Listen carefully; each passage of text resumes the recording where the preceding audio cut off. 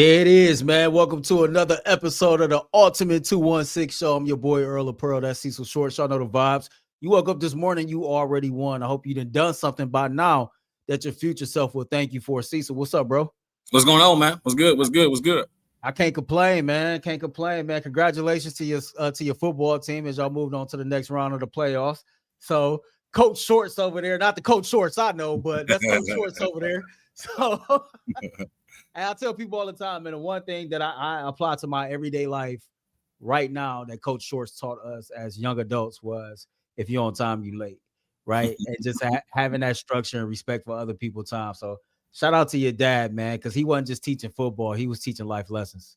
Much love to him, man. We got a packed show for y'all, man. We're going to react to what some of Shedeur Sanders had to say to the media today as he was named the starter for this weekend's game against the Las Vegas Raiders. We'll talk about earning real credibility. It's a lot of hope around Shedeur Sanders. We'll talk about how he can turn that hope into like some stabilized credibility. And then we'll talk about some charity work, man. Everybody's turkey drive, taking down our old high school, Collinwood High School. That's all coming up on this episode of the Ultimate 216 Show. It's a good time to let you know that this episode is presented to you by FanDuel. The NBA is back, and there is no better place to get in on the action than FanDuel, the official sports betting partner of the NBA. Even if you missed the start of the game or want to ride the hot hand, FanDuel has live bets on everything from who will score next to fourth quarter comebacks. Plus, you can even combine your live bets into a same game parlay for a shot at a bigger payout.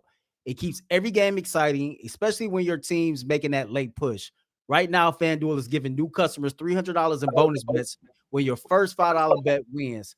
Head over to FanDuel.com/UCSS to sign up and play your game with FanDuel, the official sports betting partner of the NBA. Shout out to our sponsor, FanDuel.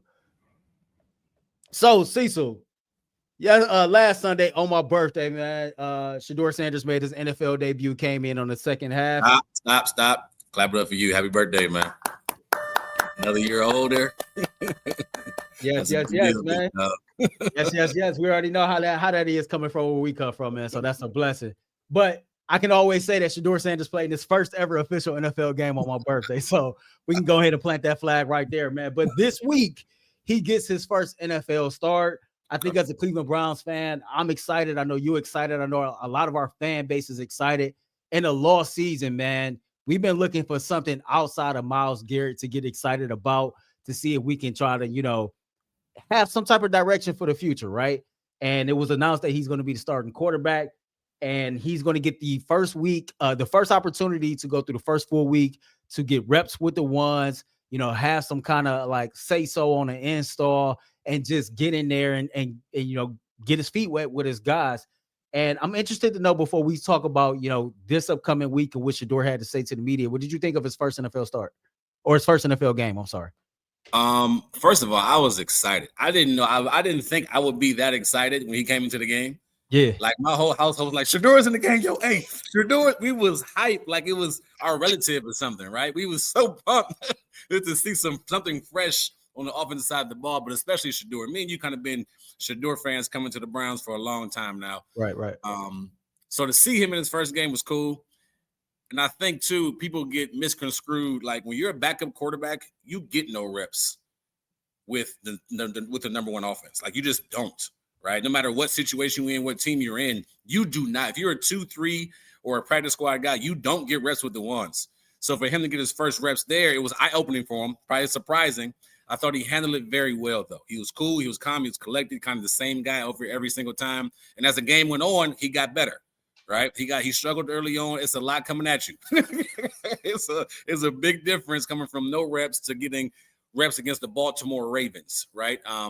But as the game went on, that last drive, I thought he did extremely well, and I think you'll see some improvement this week as he gets a full rep and preparation for what's to come from this upcoming game.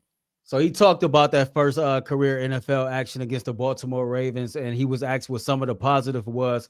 All audio you're going to hear today is courtesy of the Cleveland Browns. Again, all audio courtesy of the Cleveland Browns.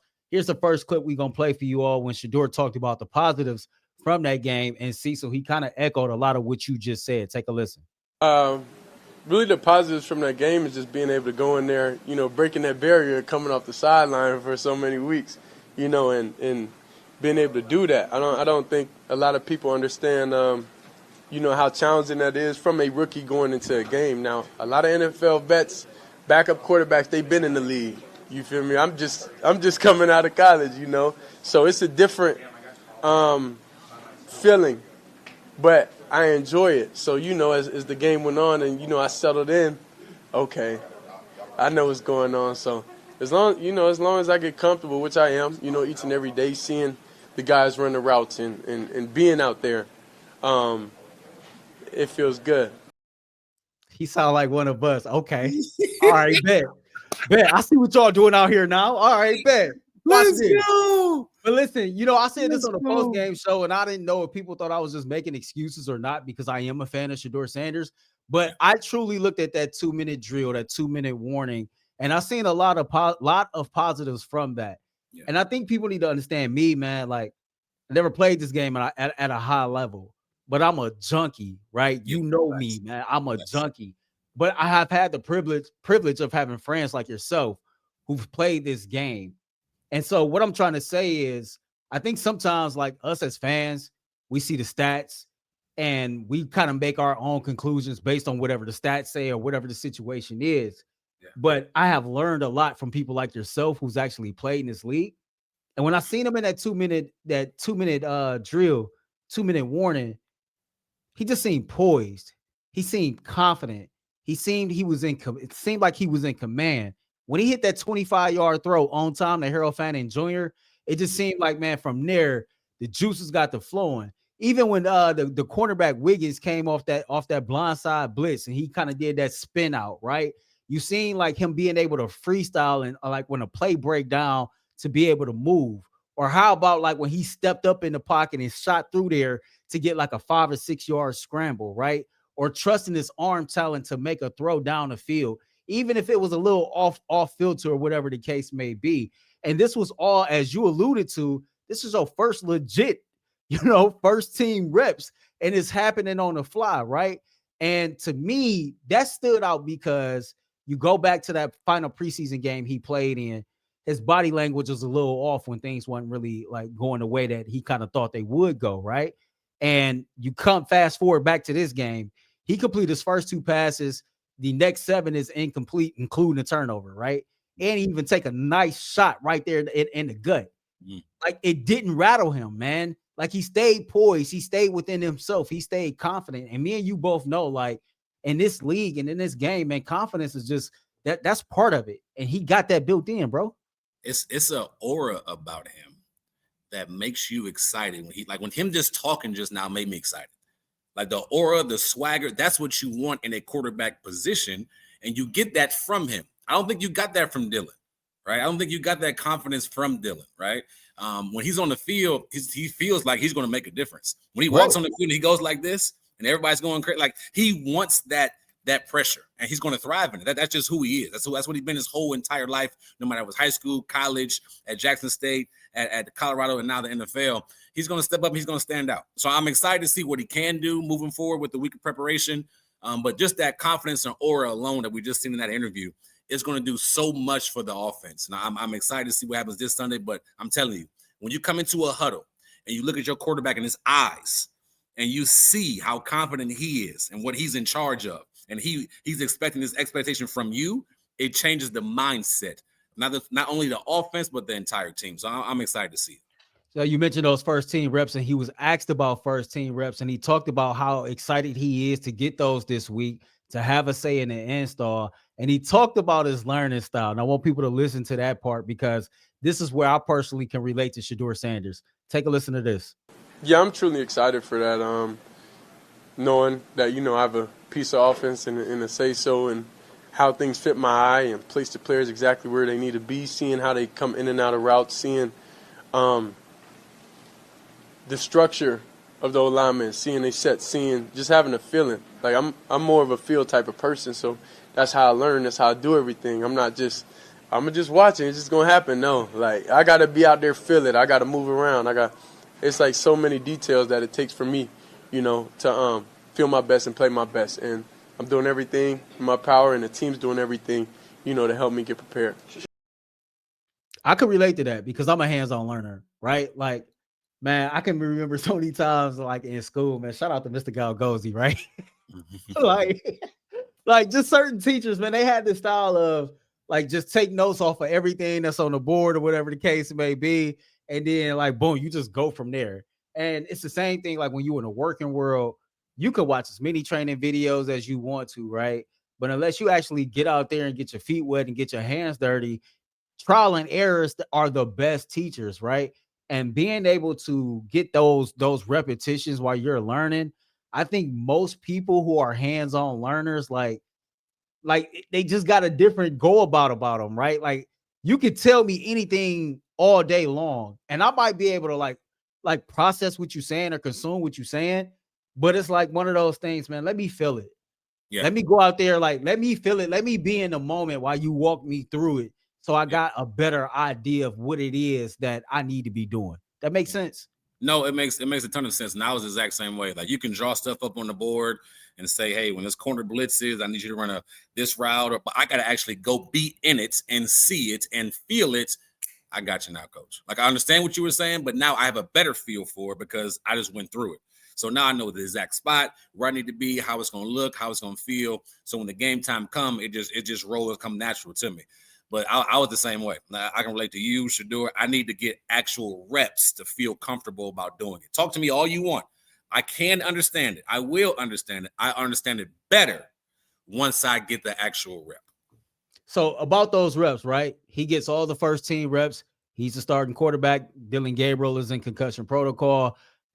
I assume he's going to spend a lot of time this week with his quarterback coach, with his offensive coordinator. Everybody's going to be watching a lot of film. They're going to be asking a lot of questions to Shedeur about what works for you, what makes you comfortable, what is your eye seeing, et cetera, et cetera, et cetera. Right.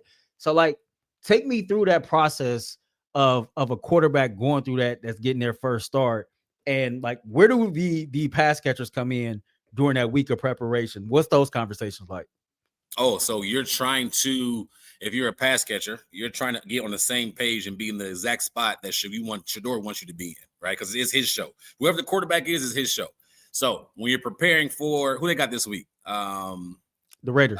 The Raiders this week. I'm about to say Jets. They had the Raiders this week. So you want to understand, okay, the Raiders run this coverage. They run that coverage. When you run this glance, I need you behind the backers about 2 yards deeper than where they normally line up, right? So you're getting reps off the field. You're getting reps, I should say off the field. You're getting reps, not just live reps, but also reps just one-on-one with the quarterback before practice, during practice, after practice. So it's about timing. It's about him understanding where you're going to be at and you understanding as a pass catcher, where do I need to be at during this route? Where are you looking for? What is your first read? As a receiver, I need to know am I the first read, the second read, the third read? That's how I know where I need to be and how I need to get to my route placement, my route yardage, right? So it's a lot of talking to him, a lot of reps before, during, and after practice. And after practice really is like, okay, what do we miss on during practice? Hey, I need you 14 yards and coming wrapping behind that first window, not 12 yards and cutting in front of him, right? So it's just a lot of details that come into it. That's going to be extremely important. And they'll get better at it as time goes. But especially a first start type of guy, you want to be, as a pass catcher, how do I say this? Very friendly to him. Meaning get to the right spot at the right time, at the right depth to get him comfortable, to get him in the rhythm. And finally, man, we're going to play this last clip where Shedeur was basically talking about, this being a new challenge, right? You're getting your first set of first team reps right here, mid-season. You're going to get your first NFL start mid-season. And he understands that because he's getting his first opportunity to show what he can do in week 12, he understands that this process is going to be a bit sped up. I just want you to take a listen to what he had to say and then get your reaction to it. Check this out. I would say I definitely have a realistic approach, and I know my development, as a player and everything, and mentally and everything, has to speed up due to the situation. So I just like new challenges, so it's going to be fun. It's going to be fun going out there, doing what I got to do. And the fact that we are up against time, we are up against, growing real fast. So that's what's exciting. That's what, is the rush, that everybody feels. That's what excitement. That's when everybody going to be in the stadium lit to understand how how quickly, it is going to take for us to have success. And I truly believe it won't be long. Interesting. I love his confidence, but he's playing. If he can show this Sunday, this show that he can get the ball out quickly and go down the field, and I think has some command at the line of scrimmage, right, with the offensive line moving the pocket a little better, you're playing better than what you just saw from Dillon Gabriel already. So now it's like, okay, let's name him the starter for the rest of the season. And if he progresses, hey, Cleveland, you got yourself a quarterback. So now you're in position to use those draft picks in a way that you can build around your quarterback, build around Junkins. Your defense is dynamite right now. I just call it what it is. Your defense is dynamite. But if you can build more protection around them, get some receivers there, get some more help in certain areas, you have a chance to build something, and you're not far off. But you have to be – Sunday's going to say a lot, right? Sunday's going to say a lot. And in my opinion, I think we'll see more from a full week prepared, ready Shedeur than what we've seen the last 3-4 weeks from Dillon Gabriel. Well, hold that thought, man. That's a perfect transition, man, because as we take a break and we hear from the Homebuilders Association, when me and Cecil come back, we actually talk about that. Hope versus credibility. How can Shedeur Sanders take all this hope that the Cleveland Browns fans have right now for him to be the future quarterback of this football team and turn it into some legit credibility to make the brass of the Cleveland Browns think otherwise? All that is coming up next on the Ultimate Cleveland. All that is coming up next on the Ultimate 216 show. Cecil, tell them about the Homebuilders Association real quick. Gift big this year with the Home for Holidays raffle. You have a chance to win a beautiful new custom home or cash prize this holiday season and help make wishes come true for Make-A-Wish kids with critical illnesses. Raffle proceeds benefit Make-A-Wish OKI, which has granted over 22,000 wishes to children facing critical illnesses across Ohio, Kentucky, and the Indiana region since 1983. This year's home is a custom-built ranch by Petro's Home, and it has 3 bedrooms, 2.5 baths, and a 3-car garage. It also includes amazing features like a great room with a vaulted ceiling that extends to the outdoors, an unbelievable kitchen with beautiful finishes and a large hidden pantry, a mud room with open lockers, and a unique pet shower station. One lucky winner will be announced on December 24th, so get your $100 ticket now. Just visit ahomefortheholidays.org to buy your tickets. That's ahomefortheholidays.org. Terms and conditions apply. Shout out to the Homebuilders Association, man, for being a sponsor of the Ultimate 216 show. By the way, while you here, make sure you subscribe to the Ultimate Cleveland Sports Show YouTube page, man. Just use that QR code right there. Like, subscribe, ring the bell so you can stay in the know every time we go live Monday through Friday. We go live Monday through Thursday, 11 a.m. to 1 p.m. On Fridays, it's 11 a.m. to 12:30 p.m. And also stay in the know for every single one of our spinoff shows. So you started talking about, some of the things that he can do to remain a starting quarterback, no matter what happens with Dillon Gabriel when he comes out of concussion protocol. And we really pretty much just talked about before we transitioned over about turning that hope that the Cleveland Browns fans have into real credibility. And you talked about getting the ball out fast and really being able to go downfield, right? And that's kind of like having command of the offense. One of the things that I kind of paid attention to way early back when I was watching this team in training camp, Bill Musgrave was somebody that was big on, do you have command in the huddle? Can you regurgitate the information that you're receiving from the offensive coordinator to your teammates, right? When you come out of your breaks, can you check your checks at the line of scrimmage, right? Can you read the disguises from the defenses, right? Can you know which way to shift the line? Things like that. And those are things that people said that were issues for Shedeur Sanders when he was drafted. Well, April to November, that's a long period of time. And I believe that he's been putting in the work behind the scenes. In fact, I've been told by people that's been around that just kind of popped up in Berea and just kind of saw him working casually, that he's been putting in the work behind the scenes, and he'll get the opportunity to show how much better he's gotten at those little things right there from April into now. That's going to be huge, Earl. I think something I'm looking for is going to be huge, in my opinion, is his command at the line of scrimmage. You kind of hit on that, but his ability to, if they give him that access to call the slide, the protections at the line of scrimmage, depending on where the pressure is coming from, right? because that alone, that intelligence right there will help him be able to see down the field more, will help him push the ball down the field, help him get the ball out quickly, right? I think one thing that Dylan did do good was get the ball out quickly, but he wasn't always accurate.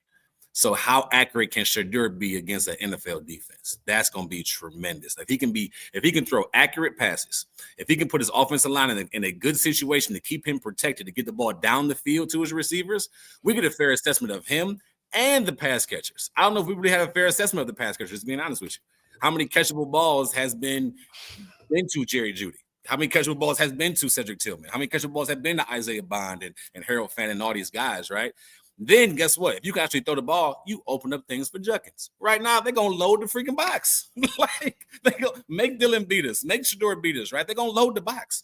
So him being accurate, having command of the line of scrimmage and being able to slide protection if he has to, left or right, I think, and then him being accurate down the field and completing balls down the field to his receivers, that's going to be tremendous. And that's going to be something we haven't seen all year. I don't know how many downfield completions we have this season as a Browns team. So I think that's going to be huge coming for Sunday. Man, I'm laughing right now because I'm having a flashback. Like, you speaking from somebody who's been in that situation, because I know when you out there and you running your routes, man, you tracking the ball. Like, that's got to be some type of trust that you got from your quarterback that when I catch this, man, somebody ain't about to try to knock my whole life into a different like stratosphere. That's for real. And it's funny because I wrote down chemistry with the pass catchers, and we talked about being accurate, right? And being able to trust his read and getting the ball out on time. That's why this week of practice with the ones is so pivotal, right? Because you're throwing to guys like Jerry Jeudy now, right? David Njoku, Cedric Tillman, Harold Fanning Jr. And the communication in the film room and then those reps on that practice field to get that timing down, that's going to go a long, like Shedeur's accurate, right? But the accuracy goes, it's an alignment with trusting your eyes, trusting what you see. And so that's why, like, getting these first team practice reps with these receivers that he's going to be throwing to is like very, very important. I thought Brian Baldinger did a great job of breaking down his last 7 or 8 throws. And he pointed out, you know, he had a few throws there that was there for the taking. The one that Jerry Jeudy, to be for example. And so just having like the opportunity to work with Jerry Jeudy a little bit more this week, it'd be interesting to see how those things take place going forward. So remember the interception against Baltimore, and he got pressure for sure, but he seemed like he wanted him to go out. Whoever the receiver was, he wanted him to run out. That receiver particularly stopped, right? So there was some miscommunication that happened there. Either Shedeur just thought it was a different route, or he wanted him to go out, or the receiver ran the wrong route, right? Either or. There was a miscommunication somewhere. That type of stuff gets eliminated when you get reps during the week.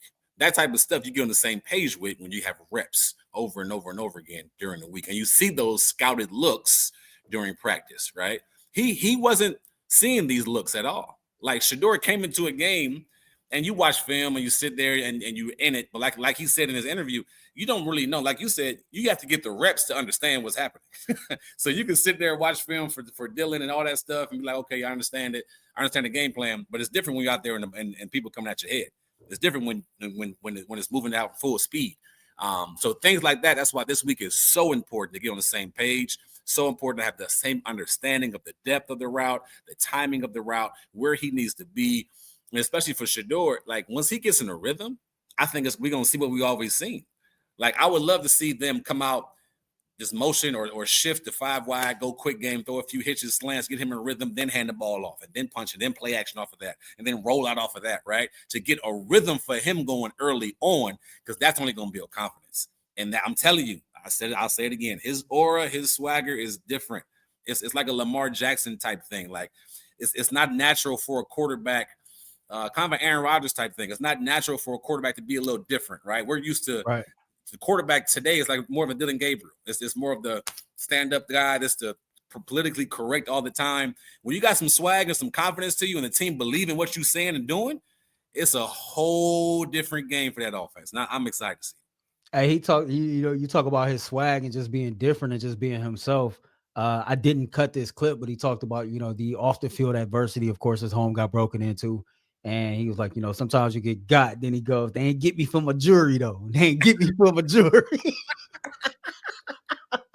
The last thing I had wrote down for this was, calmness under pressure, and then reaction to it. Because we both know, again, he's a rookie quarterback. And you got people that's in Las Vegas that's trying to save their jobs as well, right? And the defense is going to test him. They're going to come after him early. Does he panic? Does the footwork break, right? Or does he settle in and, like you said, and catch that rhythm? And I think everything that we laid out and how he can go from, like, with the things that he can do to kind of stamp himself to earn more credibility, all those things that we're talking about are major steps in the right direction. All of those things that we're talking about is more than enough reason to let him continue to grow and develop. Because I'll tell you this, one way or another, just like I didn't do for Dylan Gabriel, just like you didn't do for Dylan Gabriel, I'm not going to make no sweeping judgments about his performance, after one game. I want to see it at the 2 stars, 3 stars. And FYI, even if Shedeur Sanders go out here for whatever reason, like ball out, I want to see, like, okay, you put a positive tape on film. Now, what happens next week against the 49ers, right? So it's never about just one game. It's about putting together like a resume of games up under your belt to see how you've progressed. And to me, to you, there were some things that was shown that was very positive in that second half of that Ravens game. Some things that was bad that showed up too. But we believe that those things that was bad that showed up, it came from the lack of reps, right? So it is what it is. Here we are with this situation, and we believe this is how Shedeur Sanders can go from, giving us just hope to earning some legit credibility to where you really can't deny him. Any final thoughts before we get to our last segment? Yeah, I think it's 2 more things I want to add to what you're saying. I totally agree with what you're saying, but there's 2 more things I want to see on Sunday, because what Baltimore did was they brought pressure. As soon as they saw another rookie quarterback come in for a rookie, they're like, we going to blitz the mess out of you. So how do you beat the blitz? With hot routes. So him understanding where the blitz is coming from, and all you got to do is beat it 2 or 3 times. If you know where the blitz is coming from, or you can find your hot route in time, and you bust a 20-yard gain, or you bust a first down, or you bust them because they keep blitzing and we were placing them where they left, that is a huge advantage. Now you're slowing the defense down. So now you're able to stop the blitz, make them play a little bit more passive, and now you can run the ball and go from there. Also, his ability to move in the pocket. Too many times in Colorado, he would go back 10 yards, spin move, turn around, do all this stuff. And last week you saw a little bit of, even though he got away with a move or 2, you want to see him move in the pocket within the pocket, right? So if he does get sacked, it's a loss of 2, it's a loss of 3. It's not a loss of 10, 13, 12, if that makes sense. Understanding when to get rid of the ball, understanding when to take a sack, and ball protection. A couple of times he got sacked, that ball was out here. It was there. I'm like, oh, keep that ball tight. So I'm in my football mode now. So sorry. Told y'all, that's Coach Shorts. That's Coach Shorts, man. And so y'all let us know what y'all think, man. What can Shedeur Sanders do this Sunday in his first ever NFL start to turn that hope into some legit credibility, man? Remember, subscribe to the Ultimate Cleveland Sports Show. Use that QR code right there. Make sure you ring the bell so you can stay in the know for all of the spinoff shows, including this one, the Ultimate 216 Show, the Ultimate Cavs Show, the Ultimate Browns with G. Bush, the Ultimate Guardians, and sometimes the Ultimate Buckeyes. Again, use that QR code right there in the corner to subscribe to the Ultimate Cleveland Sports Show YouTube channel. That's the first time me and you had this conversation. So if y'all wondering what that logo is down there in the corner, man, it's the 6th annual Everybody's Turkey Drive. It is something that started during COVID with some people that's kind of like from the 10th Ward, east side of Cleveland. That's the St. Clair Lakeshore area, if you don't know that. But I participated in it. I donated in it. And it's something that means something to me, right? We all know the climate that we're sitting in right now in this country and even in our hometown right here in Cleveland, Ohio. And, I ain't balling. I ain't got it like that. But the little bit I do have, if I can give back to somebody that don't have at least as much as I can, I'm willing to do that. And if I can sacrifice some of my time to, spread that to the community, I'm going to do that. Y'all know I host a show every single Saturday on 92.3 The Fan. I will not be on air this week. I will be at me and your alma mater, Collinwood High School, teaming up with Common Club, Positive Energy. Who else? 10 Toes Down, Danny's Beauty Supply. It's a lot of people, man. My dude, Bert, AG&S. it's a lot of people that come together for a good cause to try to put some food on a table for certain families or for families for Thanksgiving. So I'm not sure how well you can see that flyer right there, but there's a QR code there. Bro, this event is at our high school, Collinwood High School. Due to the fact that Collinwood might be closing, this might be the last event of its kind there. What's your thoughts on this or what's going on? Well, I love the drive. I love the opportunity that it's going. You never know what somebody's going through, and a lot of people don't always show it, or some people hide it well. So to be able to provide for families in need, to be able to provide for people in need, or just bring people together, right? There's one thing about food, you're gonna bring people together. One thing about holidays, it's gonna bring people together. Thanks. So just to have this opportunity for people to come in the city of Cleveland to either donate, to be a part of the event, actually be there. It's exceptional, and especially be at our old high school that happens to be. Is it officially closing down? Is it like 110%? It's officially closing down after 101 years, man. The students that's at Collinwood High School are going to integrate. They're going to be going down the street to Glenville. So they're going. Oh wow. Yeah. So it's unfortunate. Like Collinwood still for 101 years, and me and Dale Von Witten, we was talking about this. How it's a lot of positive memories for people like you and I and a bunch of other people, right? Like we had a good time in school. We had a lot of fun. We made a lot of lifelong connections. And quite honestly, like it's some real loud bosses that came out the wood. Like if you look at our era at Collinwood, only God knew that so many of us will be having an impact, not just on the city, but across the country, the way that we've had and done the things that we've done.